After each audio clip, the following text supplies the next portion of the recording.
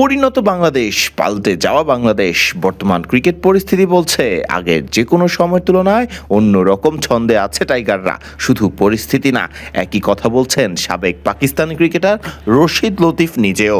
জানিয়েছেন এইটা সেই বাংলাদেশ নেই যারা কেবল স্পিন নির্ভর উইকেট বানিয়ে প্রতিপক্ষকে ঘায়েল করবে। পাকিস্তানের এক টেলিভিশনে দেয়া সাক্ষাৎকারে টাইগারদের প্রশংসায় পঞ্চমুখ ছিলেন এই পাকিস্তানি সাবেক ক্রিকেটার।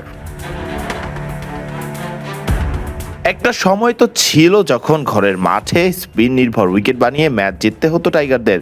ফলে উঠে আসতো না যেমন পেসাররা, ঠিক সেভাবেই ব্যাট হাতে জ্বলে উঠতে পারতেন না ব্যাটাররা। যেন নিজেদের পাতা ফাঁদে নিজেরাই পড়তো বাংলাদেশ। দিন বদলের ছোঁয়া লেগেছে দেশের ক্রিকেটে, কেবল স্পিনারদের হাত ধরে নয়। নাহিদ, তাসকিন, শরীফুলদের বোলিংটাও গুরুত্ব রাখে এখন ম্যাচ জেতার পেছনে, যা নজরে পড়েছে পাকিস্তান সাবেক ক্রিকেটার রশিদ লতিফেরও। পাকিস্তানের এক টেলিভিশনকে এক সাক্ষাৎকার দেওয়ার সময় রশিদ লতিফ বলেন, এটা আর সেই পুরনো বাংলাদেশ নয় যারা শুধু টার্নিং ট্র্যাক বানিয়ে জিততে চাইতো। এখন বাংলাদেশ ফাস্ট বোলিং ও স্পিন দুই বিভাগেই ম্যাচ জেতার চেষ্টা করছে।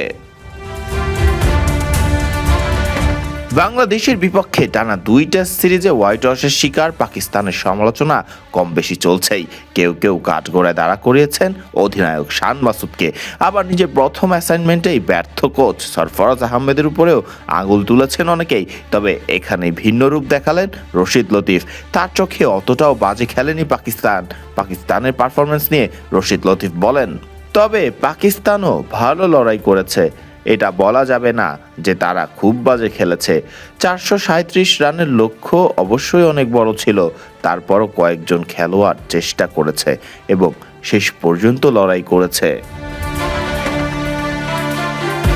রশিদের মতে বেশ সুন্দরভাবে আগাচ্ছে টাইগাররা, বিশেষ করে অনূর্ধ্ব-19 থেকে নিয়ে এ দল সবকিছুই নাকি সুন্দরভাবে গড়ে উঠছে টাইগারদের, এমনটাই দেখছেন রশিদ লতিফ। তবে খুব সম্ভবত রশিদই কেবল প্রশংসা করলেন পাকিস্তানের ক্রিকেটারদেরও।